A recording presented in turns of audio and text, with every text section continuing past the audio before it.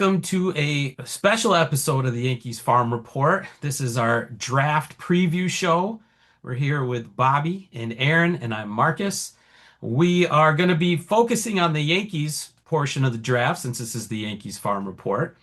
And for people who don't follow the draft normally or don't know the rules of it, Major League Baseball has made it nice and convoluted for everyone, so it's very hard to follow. It's not like the other major sports drafts in that in other drafts, you take a player and that player essentially is your player. But in baseball, you select the player, then you have to sign the player, which makes the bonus pools in Major League Baseball very important. Now, the bonus pools are based on the aggregate of the slot values for each of your draft picks. And not every team has the same bonus pool because the values decrease starting from the first pick going to the end of round 10. That's correct. Now, Yes. Yep. after every pick you make in the first 10 rounds counts towards your bonus pool. After that, anything over, and correct me if I'm wrong, $150,000 counts towards your hmm bonus pool. Yep. Uh, the Yankees bonus pool this year is because they have all their picks, 7.3, roughly $7.3 million, dollars, which for them is a lot because they've usually lost picks from signing free agents. They've also had their first round pick moved back 10 spots because they paid their players too much money, according to the league, too many times in a row. Now, the team that's beaten their brains in, the Tampa Rays, have a bonus pool of over $19 million dollars because they pick second. The slot value of that pick is much higher than, let's say, the Yankees' first pick. And the league also sees fit to give the Rays extra picks because they're in a quote unquote small market. Anyway, so what that means is draft strategy comes into play. The Yankees have three of the first 100 picks, 35, 63, and 99. And we'll start by talking about just some draft trends that we've seen over the years with the Yankees recently. You can apply years back with the Yankees because Damon Oppenheimer has been the domestic scouting director for a long time, going back to the early 2000s. And the Yankees largely been successful getting their first pick to the big leagues. Matter of fact, you have to go back to 2013 when their first overall pick didn't make the major leagues, and their second pick that year was a guy named Aaron Judge. So the pick before that, in 2012, was named Ty Hensley, and due to some injuries and off the field stuff, he also didn't make the big leagues. Let's say that's the first time they didn't have a first rounder make the major leagues, and that 15 or 14 years is a long time. So or 13 years if I'm being accurate. So Bobby, we'll start with you. Draft trends that you've seen. If we're trying to, and we're going to focus on the Yankees' first pick here. We'll probably spend more time on that than when we'll the others. What you've seen the last decade or so, trends in their first pick. Well, I think if they're planning to go the prep route, which is a high school kid, usually you have to pay a little bit above the slot. And as you were explaining about what the slot is, I believe this year the Yankees slot at 35 is around 2.8 million, right? Around that. So usually you're at that number or a little bit above. Very rarely if you pick a high school now, unless he's very down in the list, let's say in the 80 to 120, normal rankings, maybe then you could cut a little break. But if you're going to be picking around that number, you're going to be picking at that 2.8 million or a little bit above. Now, the Yankees do have a little bit of 5% above what that slot money is, which I think is around $300,000, right? And So they they always could, spend that. So, yeah. and they always spend that. And there's other ways you could manipulate the through college and other kind of benefits that go around with it. The question is, are they going to, go for that prep kid? If not, they're very big up the middle. Catcher, second, not really second base, but shortstop and center field. They like athletic players, and they seem to draft a lot of those positions. So when people say, I remember one year they drafted like three catchers or two catchers with the first two picks in the draft. They love the cat. Recently, they haven't really been drafting a lot of catchers. So that's why if you look at their organization, it's kind of suffering in the catcher position. Um, I don't question anytime they pick a shortstop because you don't know where that shortstop is going to be in 3 or 4 years, so I would worry about that.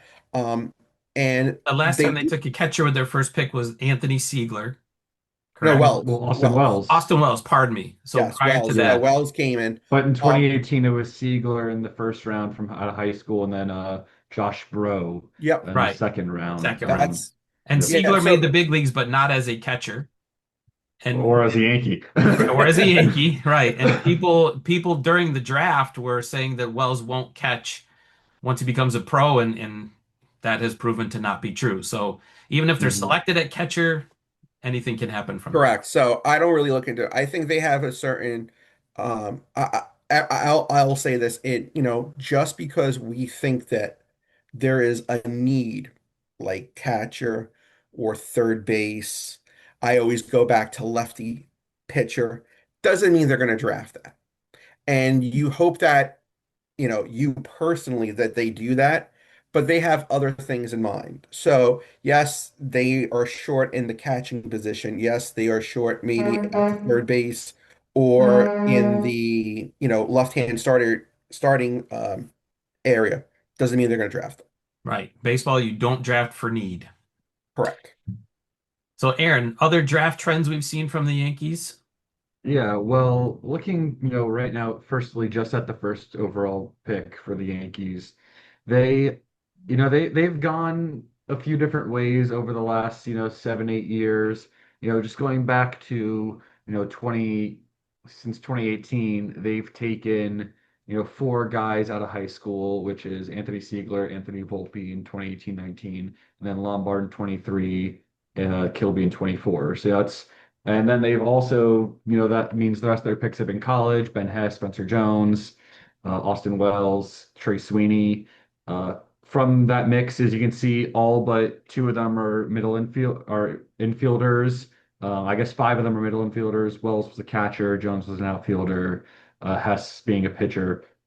But they very clearly, like Bobby was alluding to, they love their up the middle prototypes. They love their catchers because I think, as we know, they care very much about having elite defensive catchers, and they believe themselves that they can build up defense, as given by Austin Wells, who went from a hit first profile to, one of the better framers in the league. But then just with shortstops and even center fielders, it's just a lot easier with their true athleticism to move them around. I know George Lombard is definitely a guy who looks like he needs to stick at short. Dax Kilby, probably not. Doesn't really have a great arm. Even though he's fast, his movements are a bit wonkier. But you look at that, and you say, hey, maybe that's a guy who fits in center field. Maybe second base, obviously. Spencer Jones obviously has been doing a decent job in center, but he profiles well as a right fielder. And maybe you get a big center fielder who eventually moves to first base. It just allows you the chance to see how these guys grow instead of just drafting a college first baseman in the first round and then kind of be, where do we put this guy? Correct. Um, you can kind of see as they get closer to the majors, where do you have holes? That's why we've talked about, hey, maybe Lombard's the third baseman right now. Maybe he's whatnot. That's so they very much care about that versatility. And although Bobby is right, they won't draft just for need. I think they clearly know what their organizational needs are. Going back to 2024, the Yankees, who they've been one of the best, they're one of the best pitching development organizations in baseball. I would say top three for sure.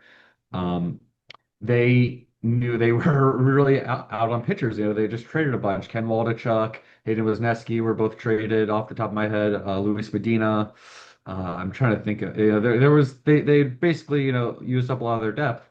They went pitcher the first seven picks of the draft, which is a very weird trend for them because they usually like to go hitter, at least in the first round, if not in the first 2 or 3 rounds, take two hitters. I think last year we saw a return to that with going Kilby first, Caden Kent in the third, which was their second overall pick, and then Core Jackson in the fifth, which was their third overall pick. So, hitter in three of their first 5 rounds. Because they needed bats, and I think they were even more in a position of that because of I want to say roughly 20 players they've traded in the last since the trade deadline last year. Like 15 or 16 of them were bats. Yeah. And I think we're really seeing the organization do a better job of developing hitting and building on players' traits and making. I mean, that's what you look at why they were able to trade all those guys last year. So a lot of guys who were late round draft picks or undrafted free agents or cheap IFAs that they built up and made, usable trade pieces. But they need to use a chance to get more high upside. So, as although there are some pitchers, and we'll talk about that I do like in the first and even second round, I think, given what their organizational needs are, and given that they do at least to the extent of needing, to fill those spots, I think that we're probably looking at a hitter heavy top of the draft. They'll still find their pitchers, like I said, they're one of the best at developing them, but they can find guys later in the draft that have one or two unique things that they can just maximize because the Yankees are probably the best in pitch shape development, and they really like guys with low release slots or different unique traits, and they will target that and build them up. Whereas it's kind of harder to get guys with, you think of the three main tools a hitter has. It's their hit tool, ability to get contact, their power tool, and their decisions.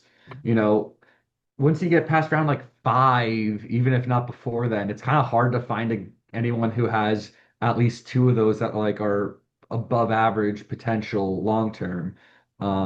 So that's why I think, just seeing hitters early is kind of what the belief is right now. We saw it last year. I think we're going to see that continue.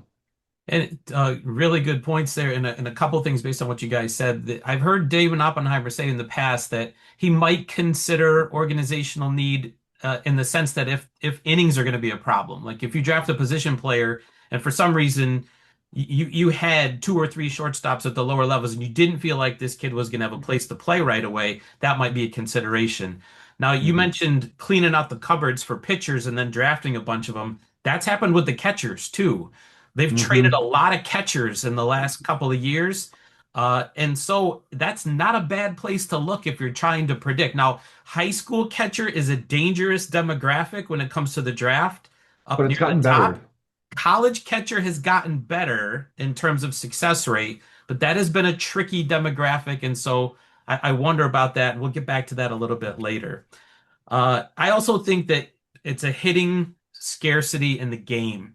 And so Hmm. hitters are going to get pushed up in this draft. I think you might see that as a trend in the first round, maybe the second too, where guys who are pitchers who people really like end up going a little bit later than might have been projected or where they are on the rankings board. And I'll throw that out there too for anybody who's getting ready to watch the draft this weekend and looks at where a guy is ranked after he's selected. Try not to pay attention to that too much because the guy who's Hmm. ranked 15 might be about the same talent level as the guy who's ranked at 65. So Yeah, it's Yeah, it's not, a why the Yankees very take this guy? He's ranked in the 60s. Don't worry about it. it's a Dax very Toby was risky ranked in the draft. 70s last year. It's Hmm. that's not a big deal. Even going into the later rounds, the Yankees might yank a guy at 99 who ranks on a public site as 200. These opinions are, obviously of a few minds. I love Joe Doyle to overslot, but he's not perfect. In Baseball America, they do a great job of providing the most consistent coverage. But yeah, they're not perfect with it either. Right. I mean, You're gonna find, yeah. right now there is, I think, more than ever, uh, pitchers who are throwing in the mid 90s. So you could, I mean, it's ridiculous amount. I was just like just doing a quick search and I found this funny and how the draft has changed. In on Pipeline, and I think in their 250 ranked players, there's only three college first baseman. That's think about that because it's an undervalued position. Right. Three college first basemen compared to years ago. And there's a lot of pitchers. So you could find a pitcher at either, at a smaller at a smaller school or at a junior college who's throwing 92, 93, 94. And if you bring them into your system, you think you could add 2, 3, 4, 5 miles to their fastball. So, like you just said, I do think they're going to be getting hitters. I don't think they're going to stay away from pitchers in the first 10 rounds because they always do. Well, they'll But definitely take a couple in that. I yeah, expect like a absolutely. yeah Absolutely. 4-2 split in the first 6 rounds is kind of what I'm leaning towards, but we'll see. Yeah. I also think that this is definitely at the top, all especially this is a bit of a weaker pitcher class. Jackson Flora is the top pitching arm in general. He'll probably be top 10, but outside of that, I'm not sure if we're going to see any other pitchers in the top 10, and even in the teens, I'm sure a couple guys will be popped, but Mhm. it's definitely a class where kind of like Marcus was saying, like once you honestly get past 10, even maybe even into 10 and 9, it's a very murky class. And a guy who ranks as, the 30th best prospect, there really isn't much separating it from the 60th or even 70th. It's a very murky class where you're like I kind of said earlier, when you look at hitters with like the three tools, and you'll find, you want guys with two of them. And there's a lot of guys who have two definitely pretty good of tool, but then their third tool is just awful. And it's a very weird draft where you're like, okay, do we want to take that risk of that one tool being awful? Because I feel like usually, at least especially in the first and second rounds, that third tool isn't as, of much of a hindrance as it is this Mhm. year, it seems like. Yeah, to Bobby's point, like you can take a look at Cam Schlittler. This was not the pitcher that the Yankees drafted. Different stuff, different, same person, but different arsenal. You can develop that stuff in a pitcher differently than in a hitter. If a guy can't hit at draft time, it's rare that he all of a sudden starts hitting when he becomes a professional. So, all right, let's start getting into some names here. We're gonna play this game first. Let's say that you guys are the ones turning in the card, meaning the phone doesn't work. Damon Oppenheimer can't get a hold of you. It's pick 35. Now you got to make the call. You can turn in whatever name you want, Bobby. Pick 35. And again, I shouldn't say again because I haven't mentioned this yet. We're talking about guys who are reasonably available at 35. You can't take Grady Emerson here. So tell me who you're turning in at 35. I'm turning it in Daniel Jackson, catcher from the University of Georgia. And it's funny, in some rankings or some mocks, he is as high as 18. And I was listening today to Prospect Live, who does another great site. They didn't even have him in the top 40, which it just shows the extreme, um, views on this player. And he has on a lower side contact rate. He was the Golden Spikes winner. And they were saying themselves, it has to be a team that believes that number one, he could catch, and number two, he could hit consistently. To me, he reminds me a lot of Hunter Goodman. I think he's going to be a guy that when he connects, he makes power, but he's going to have a lot of Ks. I think he's athletic enough to catch. And if you put them in the right system or the right organization, that could further his ability. He seems he wants to catch. That's this Um, one. That's Yes, this right. organization. yeah, exactly. So is he there at 35? I think right now it's probably 50-50, maybe 60-40 no. But what gives me a little bit of hope is that like some scouts are just like he's out of it and he's, a 40 to 50 pick, but then again, you see some people who think that he could be as, in the t high teens, low 20s. So he would be definitely my choice. We have, seen through reports that the Yankees are interested in him. Could that be smoke, or could that be like, to make heads turn, so a quick pivot to another person. I don't know.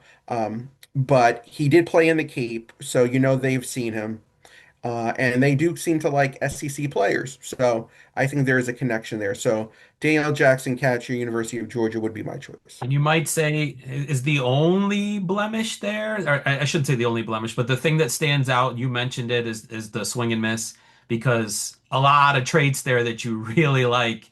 Yeah. And if you watched him in the College World Series, he's got the look of a hitter. Mhm. So And he maybe it has is good just that swing swing and miss. decisions. What's that? He has really good swing decisions. Yeah. which is a big thing. And not that he was excellent, but he did handle velocity decently. So yeah, it's going to be a guy who has his fair share of strikeouts, but I think the power is extremely present with him. And he's like Bobby's saying, he's a good athlete, which gives you a little bit more faith in him at the catcher position.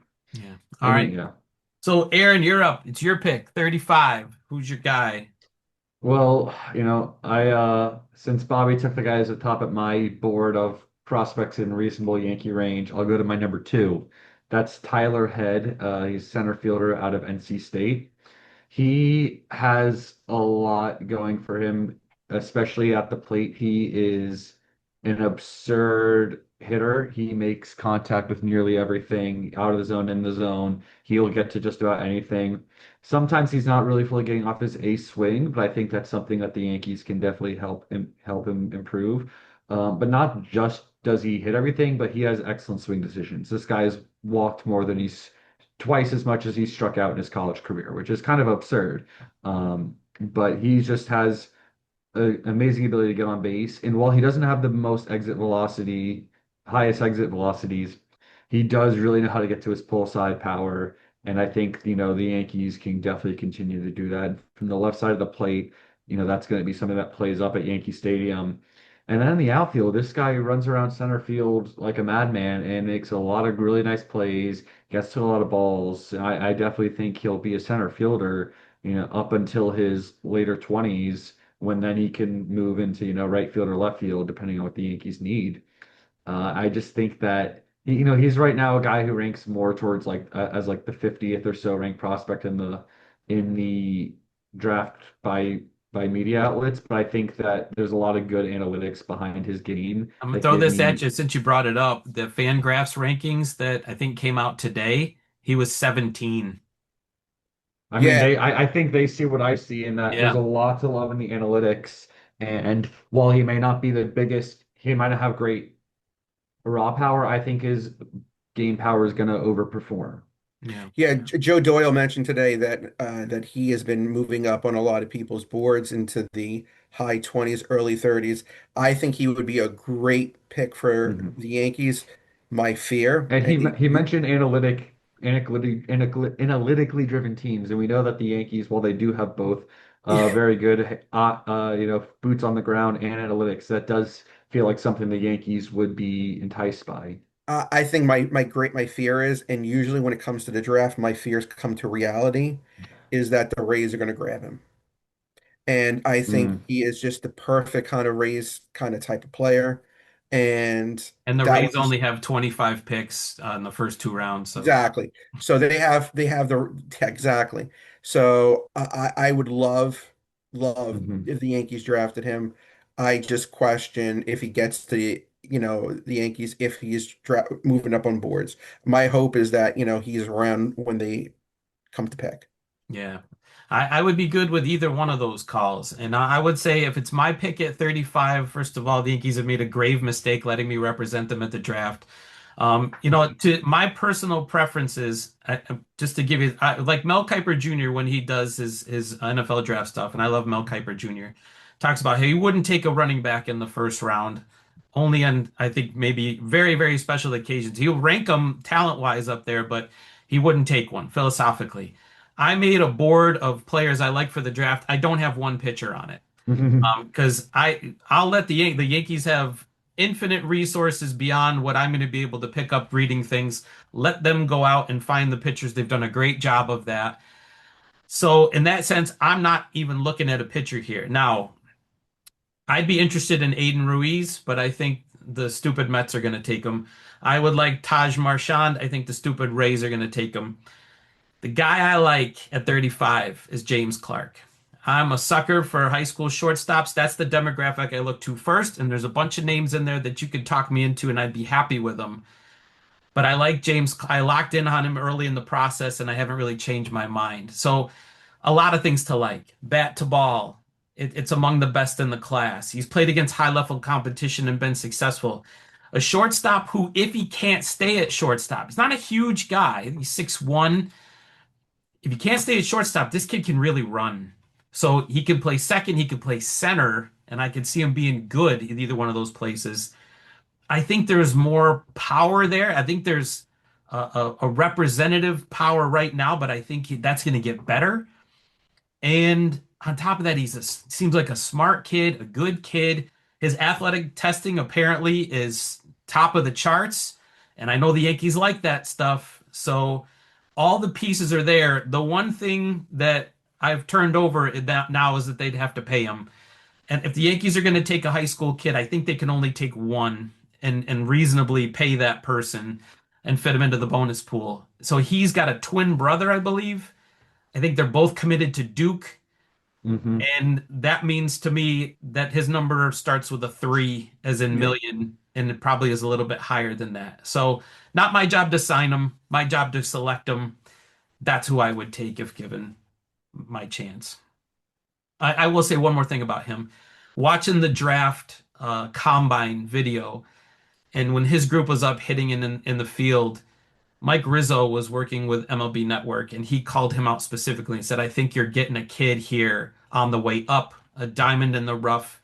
This kid could end up being a star. And I think there's a guy with a lot of scouting success behind him there. So I Uh, listened to that one. as someone I who's know you're definitely a called a Nats lot of guy. You Nats can drafts, think I would say differently, that but might be a bit of a death warrant right there. all right. All right, so let's try it differently now. Now we're not in charge. Now we got the crystal ball out and we're thinking what do you think is going to happen? And you don't have to change your answer because you gave very reasonable selections. What do you think the Yankees are going to take at 35, Bobby? Well, I think Daniel Jackson is somebody they definitely have on their radar. Um, I think the two names that you're seeing a lot right now is Caden Sorrell, outfielder from Texas A&M, and Jake Brown, along with high school kids. Machard is one of them. I think it's Comier, is how you say his name. He's a Como. Come on. from Yeah. from Texas. Connor is someone, and I think there's always that possibility because Oppenheimer is a California guy. I don't know why it's popping in my head, but Logan Redmond, who is he Rudiman. was in UCLA, he was kind of hurt at the end of the year. Does he fall? Is that somebody to entice them? But if I had to guess right now, if they go the college route, um, it's either those two SEC outfielders. Whether they could play center field is a different story. I mean, I would prefer like what Aaron was talking about with Tyler Head. I think he's just a better natural center fielder. I don't worry about the power because everybody fills out, right? So he might have 15 to 20 pop instead of let's say 20 to 25 pop, right? But he'll do better, defensively, run the bases. Uh, but the Yankees have a very close relationship with LSU. They seem to kind of pick at least one kid almost every year or every other year from LSU. Um, Jake Brown was having a great year until he hurt his hand. I think he broke his hamate in mid-April. I think at that point he had like 16 home runs. So he was well on his way of doing, and the LSU team this year was just a train wreck, right? They had so many issues. They just didn't blend together. Um, so I think there's a good possibility if they were going to go that way. Now, if they go to high school, I think, Rashad is someone that kind of fit. I compare him as like the right hand version of Kilby, I right? think the same thing. Yeah, Different swings, obviously, but yeah, absolutely. I know what you're saying. Yeah. So I mean, I think, I don't know if he gets to 35, but those kind of five, six players are the ones that I would say they're kind of focused on. I don't see them going to a pitcher um, because of the risk that goes behind it. So I think it would probably be and a safe bet would be probably one of those, five names. Okay. How about you, Aaron? What's your prediction? Well, I would say I don't. My reason why I don't think they'll go would go pitcher isn't because of the risk, but more so just because of, the value given what they do. However, I think, and he won't be the pick anymore, but Brody Bumilla, I bought the talk that the Yankees were very in on him. I think, what I was talking about, they like these low arm slot guys who have a lot of horizontal movement in their fastballs. And this guy had a killer, 99 plus fastball, the low slot and great extension. And there was definitely some concerns with his control, but I think given kind of like we talked about, just kind of the muddiness of this class and getting that big of a high school arm, I think enticed them. But now that he's had Tommy John surgery, I just don't think they're gonna go there. So kind of looking at it and trying to think through the Yankees, one guy who I think they might really like, even though he's not their typical profile, is Bo Lowrance. He's a prep third baseman slash corner outfielder. I think, when you look at, we've talked a lot of, high school guys that were just mentioned, like Marchand, you mentioned Aiden Ruiz, James Clark. I think Lawrence might be the most polished hitter of any of them.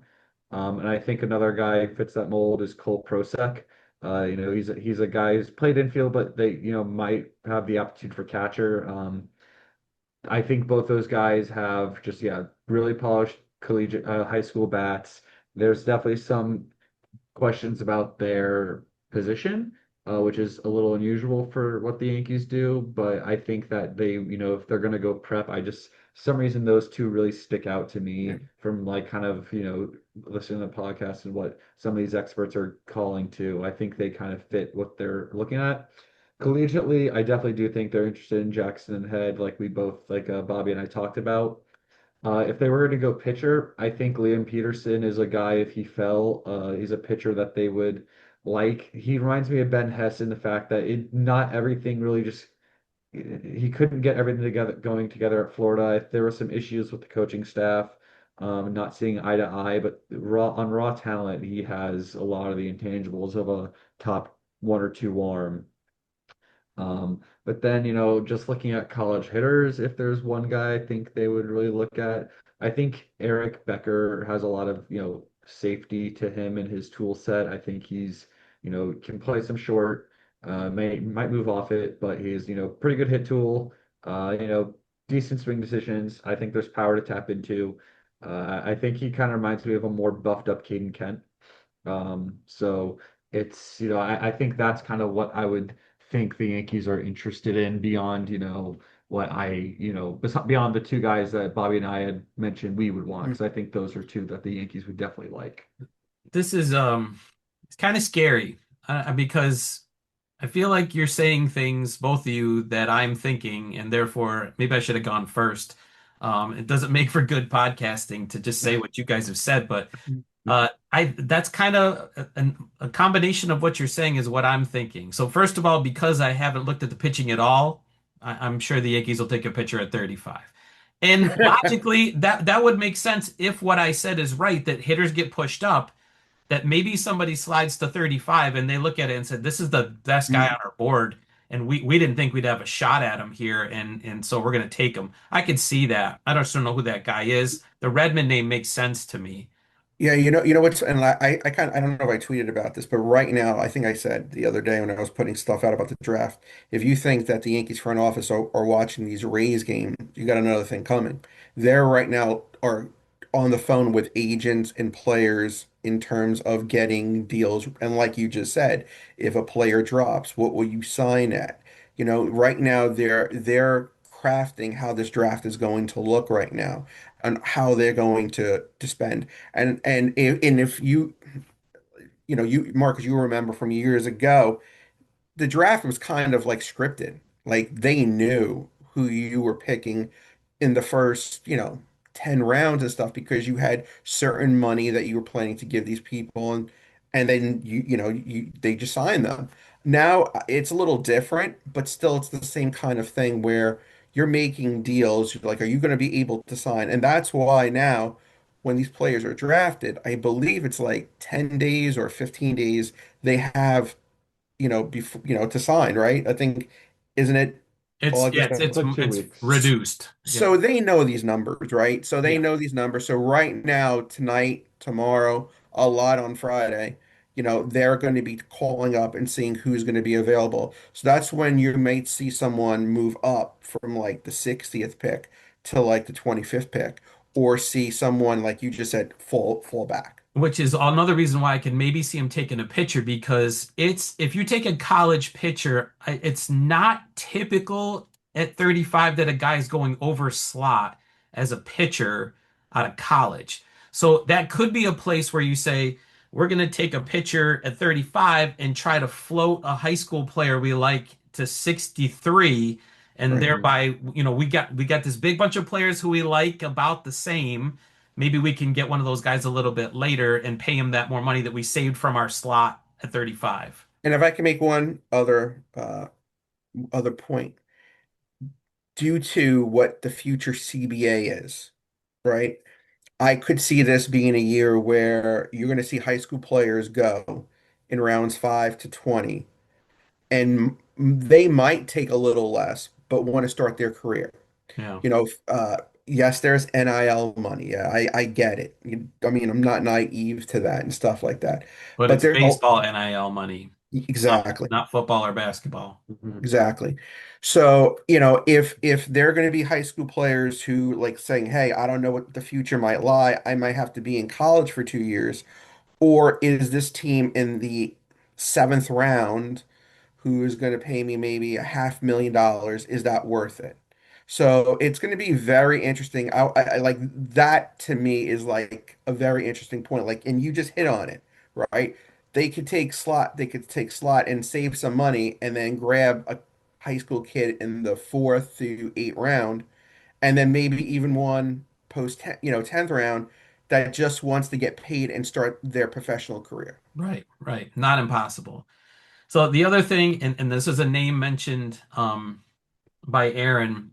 If it's I don't think it's a hot take, but the name of Cole Prosek has been Yeah. thrown out in mock drafts today for the Yankees.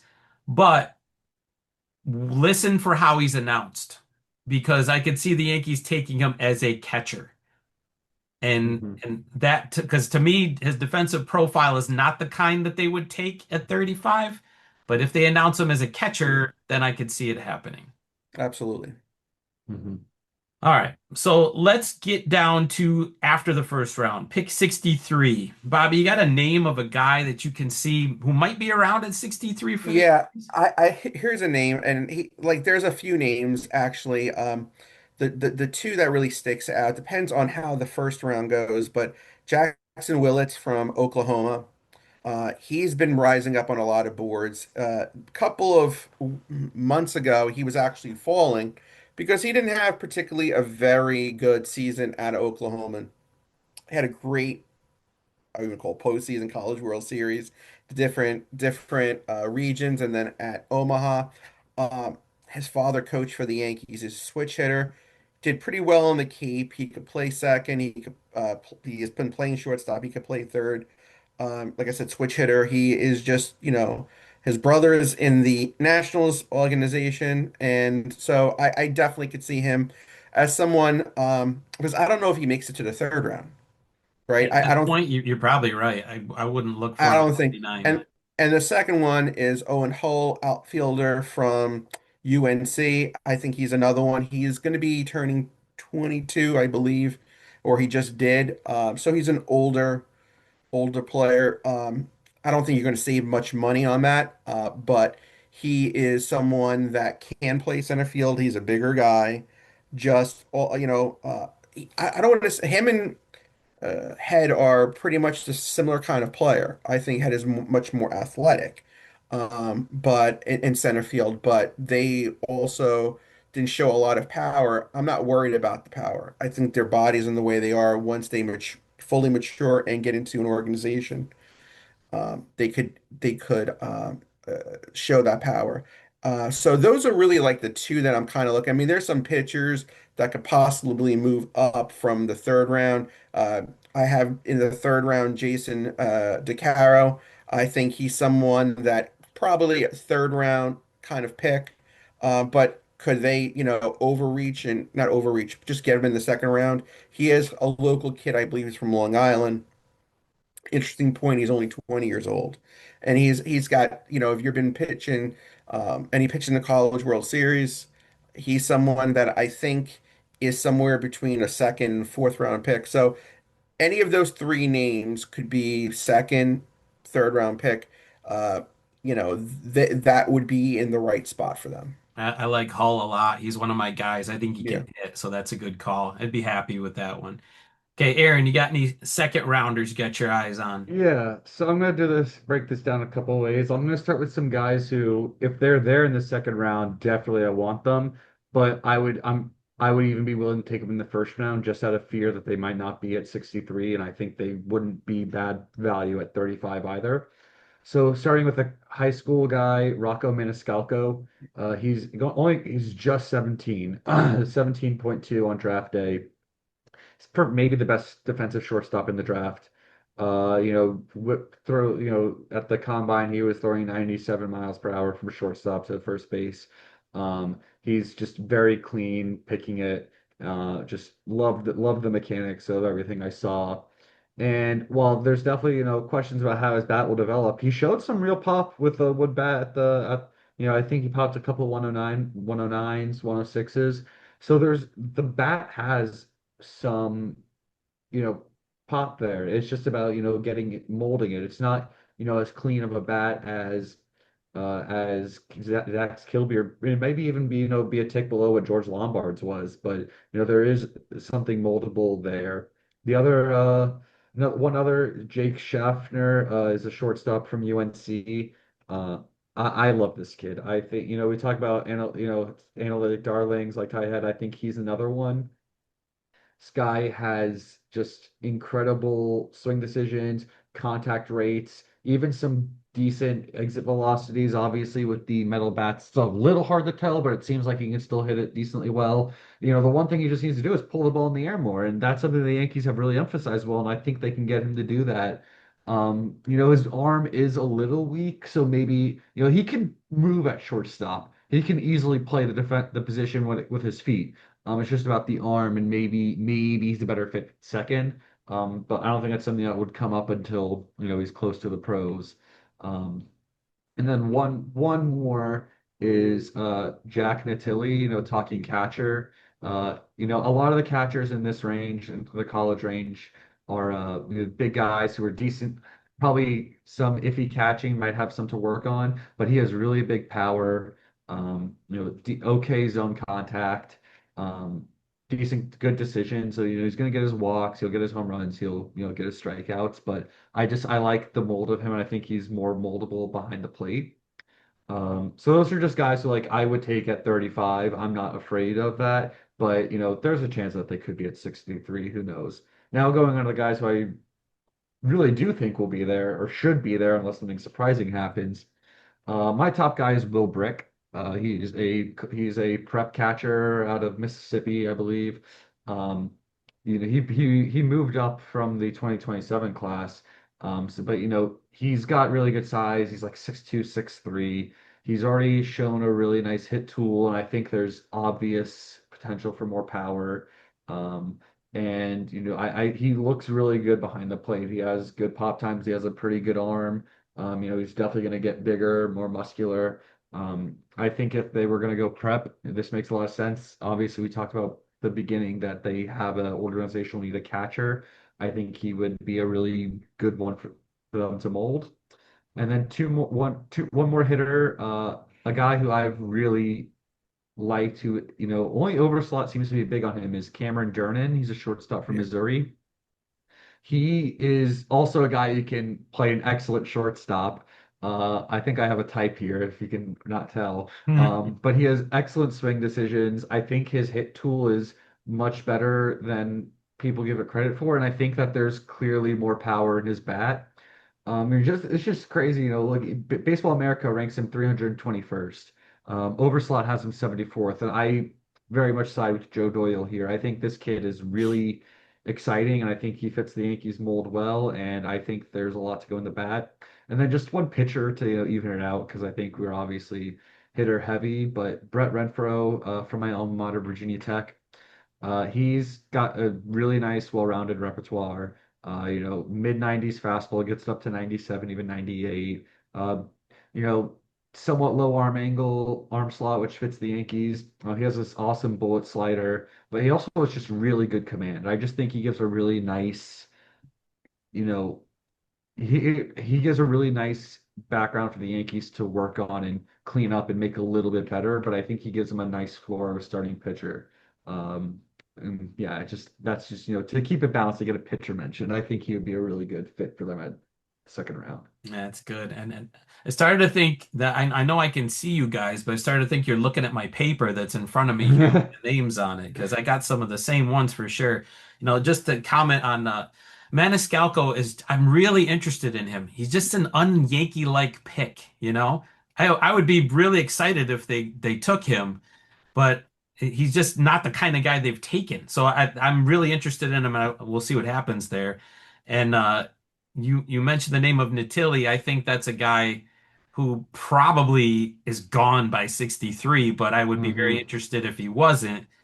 So the guy I really like in the second round, if he's there, and he probably won't be, is Carter Beck, outfielder from Indiana State. I'm glad I kept it for you because that's another guy I really wanted to mention. I really Nice. like. Good. Yeah. So that's a guy when you look at him, he's got some Brett Gardner-ish to him, but maybe a little bit easy. Gardner as a young player is hard to see that guy driving the ball and making contact. And this guy, it's a little easier to see it. But plays hard, runs center fielder.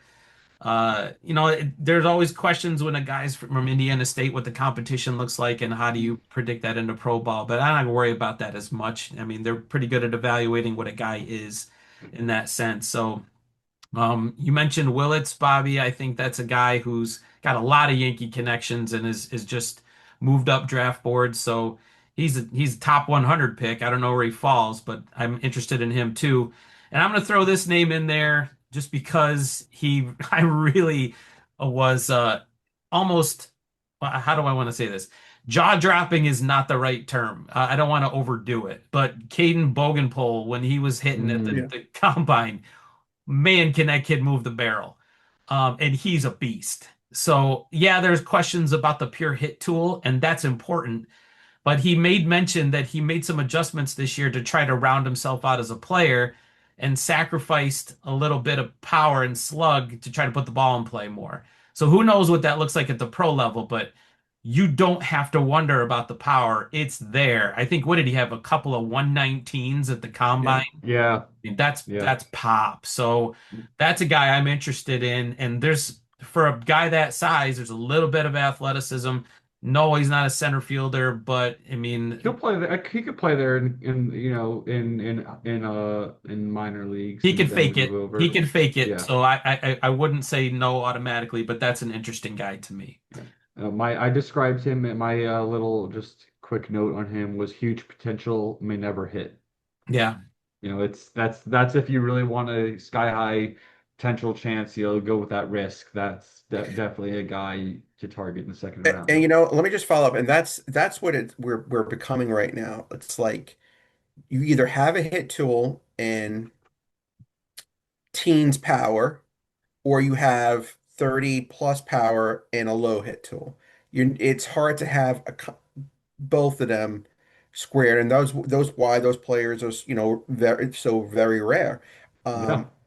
Yeah, And I think so in this draft, when you start looking at the profiles, a lot of the hitters, that's what you're seeing is, all right, I see a hit tool here, but there's maybe a question about power. There's power here, but there's a question about hit tool. Or if there's both of those things, there's a question about And positional fit, where and he's a swing shortstop now, but decisions. I think he's a corner player in the pros. All these guys have questions. and that's why I would like myself, and I know Aaron likes the player. I would go with a player like, Tyler Head over, Jake Brown and Sorrell, but they have a 40, I believe a 40 or a 45 grade and 55 plus power or 60 power.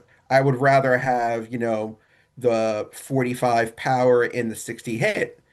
I mean that, but each organization has their certain philosophy, and Yeah. it seems the Yankees are more geared to the power than over the hit tool. And No, they've I'm not saying they're away from the hit tool, but if they have that power, that's something they're going to definitely look at. Yeah, and I think that has been, I mean, you can look at Spencer Jones and say, well, they took him, but I mean, some guys are just he's a unique player in my opinion. Yeah. So I don't want to judge him against other guys, but I do think they've leaned towards guys who can hit.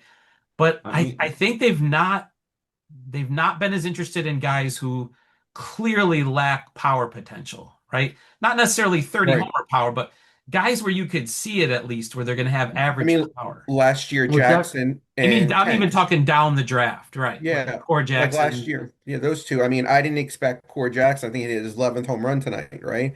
I I mean, we mean, know he was more Lovich, of a right? power. He was more of a power than hit guy in college. He didn't have good contact rates, but like Dax Kilby, he was more known for his hit tool. But like he had good exit velocities. Hmm. Right. The thing with him is they just needed to get his launch angle a little better to get more power. But Caden Kent, they've done a good job getting him to pull the ball, but he's just, he's not hitting for great power. Right? It feels like he's probably, max going to be a 10 to 12 home run guy. I'd say that's his 90th percentile outcome is a 10 to 12 home run guy in the pros.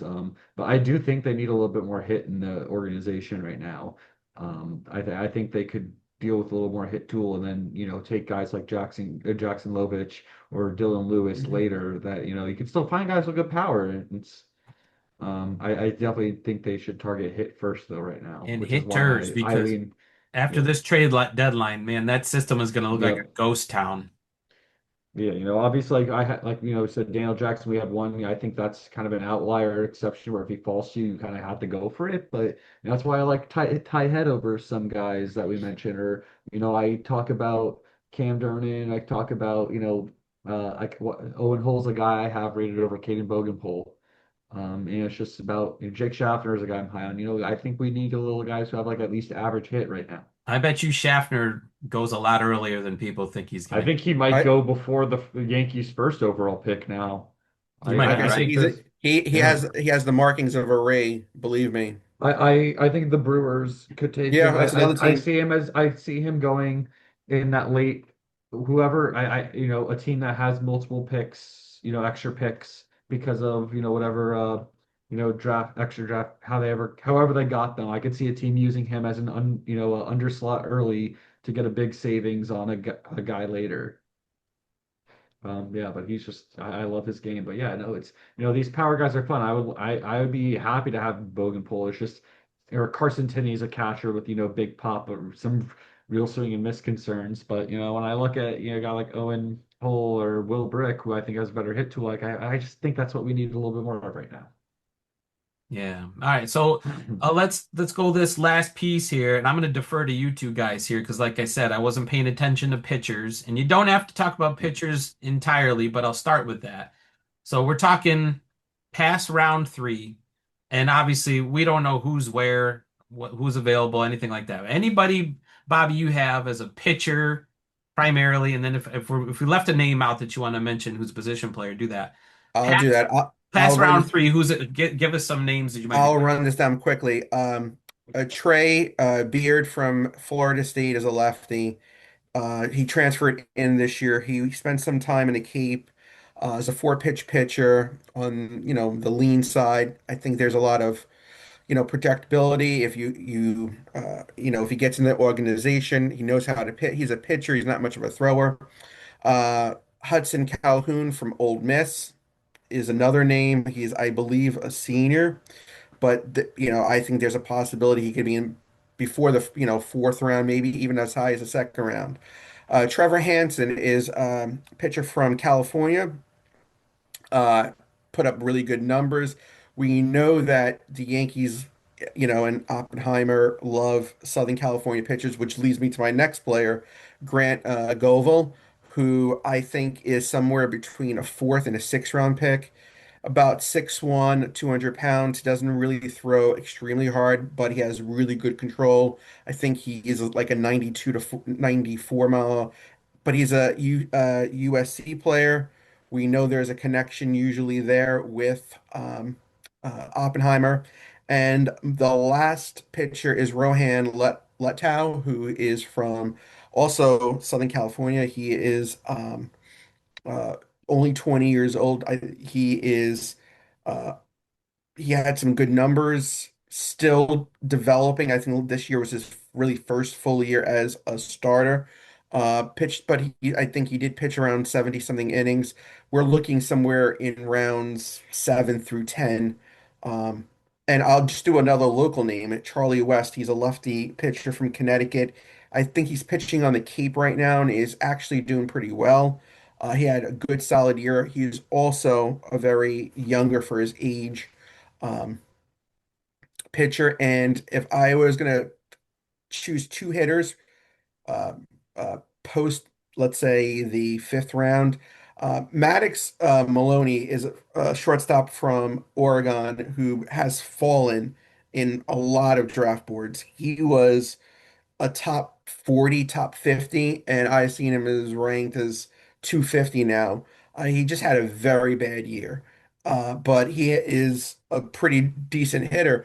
And the Yankees sometimes look beyond if a player had a bad junior year, what they have been. I think he played in the Cape, and he seems to be, someone who's a solid shortstop. And then my far out pick this year is a Georgia Tech player, Ryan Zuckerman, who is a third baseman, has probably 70 power, really big time power, but contact, right? He could play third base. I think he's like 6'4", 230-ish, 220. The times I've seen him play third base, he seems to be okay. He's got light tower power, but his hit tool probably could be like a 40 at best, maybe even less. Um, he is also somewhere between round through maybe 12. Um, I think a lot of teams may be scared away because he's really limited to the corner infields. So those are my, around the board type of guys. I'm still looking at, Southern California players, SEC players, or ACC, but in the South players, and spending time on the Cape. Cape performers. Yeah. All right. Very good stuff. Aaron, you got names for us, later names. Do I have names? Oh, I know you I'm going to do. start with one in the third round, if he's still there. Jacob Duden is a. I'm obsessed with North Carolina. Apparently, he's a guy from NC State. Had Tommy John surgery, but he's just very much in the mold of what the Yankees like. Low release point, upper 90s sinker with a nice bullet slider, and it's just he has a good east-west approach. He's just exactly what the Yankees look for. And I think the fact that he had TJ in April might make him available at 99. And I would not be surprised if they scoop him up there and just, I don't think they're afraid at that point to take a guy who's out. Um, going down now, a couple guys who really stick out. Dylan Veig, he's going to be 22.7 on draft day. So this is, if they do go over slot with someone, it's a guy in the fourth, maybe fifth round you can grab. He's got a 97 mile per hour cut fastball, really good cutter slash slider. There's definitely, needs to get more in his repertoire, but he does a really good job limiting damage. And I think that this is a guy who, fits that Yankee lab really well. Owen Krimkowski, he's a right-handed pitcher. He's got another guy with a huge east-west profile, upper 90s sinker, really good control the last sub 5% walk rate the last 2 years, and he has excellent extension down the mound. I think he gets over 7 feet of extension, or right around there. So it's a guy who's pitching a lot closer to the mound than others. And it's just his look on the mound is very interesting. Going a little deeper. Ryan Peach, he's from Xavier. He's right now basically two pitches, fastball and curveball. The fastball, 91, 94, has good lively traits. He's more of a high release angle, kind of like Thatcher Hurd. I see him and I see a guy who's got solid stuff going for him, and the Yankees can just really just use him as, mold him like clay.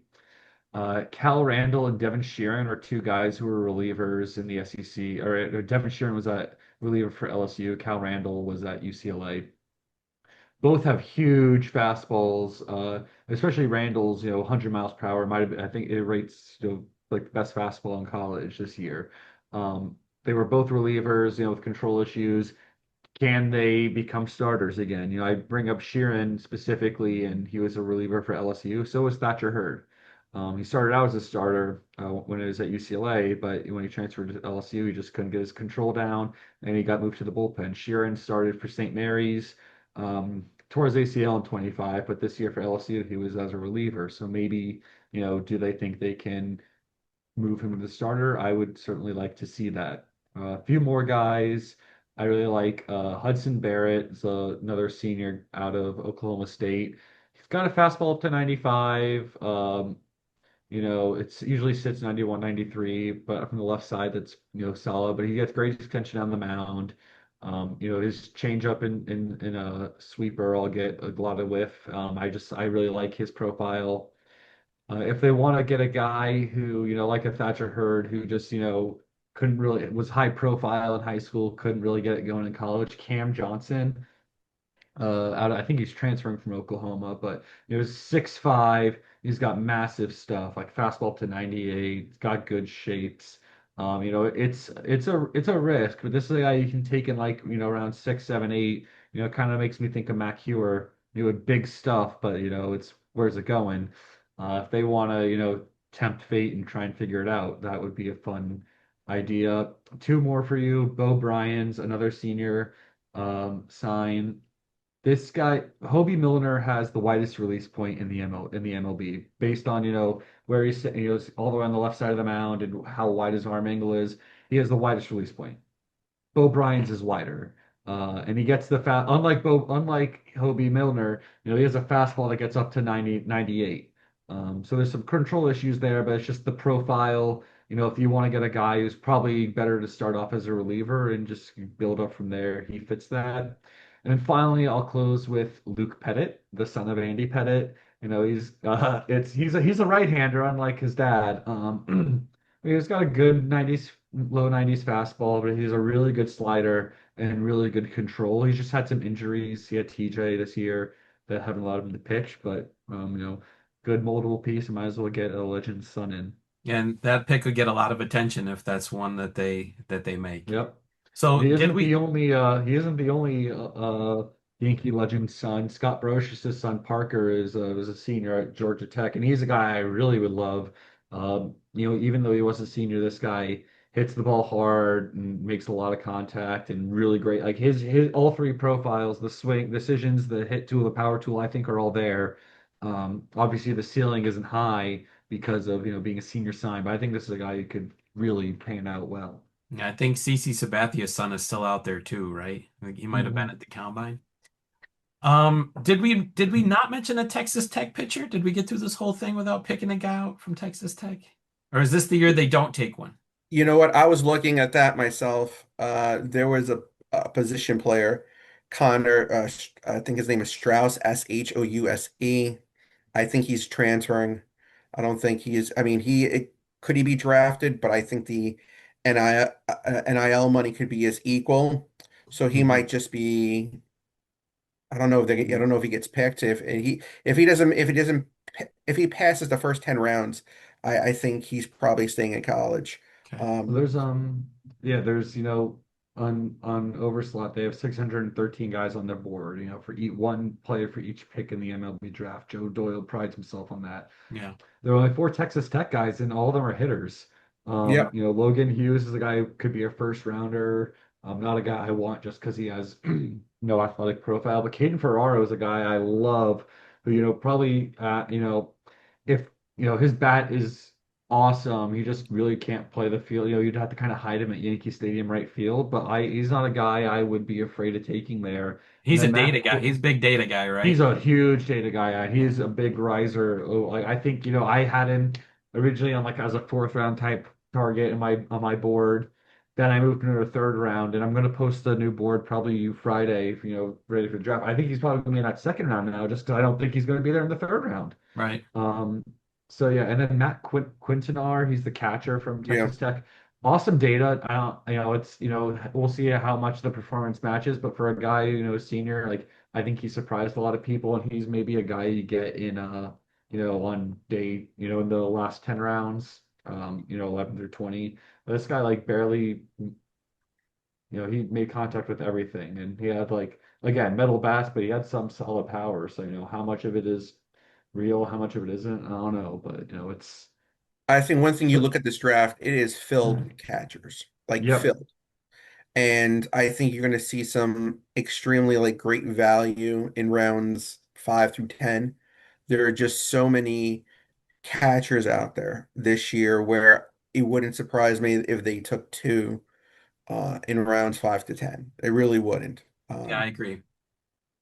Now, Yep. and as a last piece here, just because the 20 rounds of the draft pass, don't stop paying attention if you're following the draft because the Yankees have been very successful with undrafted free agents in recent history. So don't just pay attention to the 20 names that get called.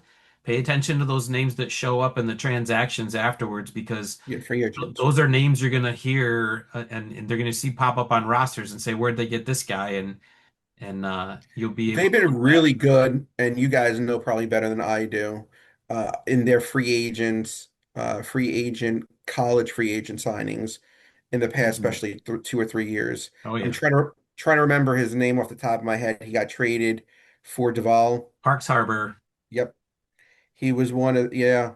It So hurts. Rafael It Flores. hurts. yeah, Yeah.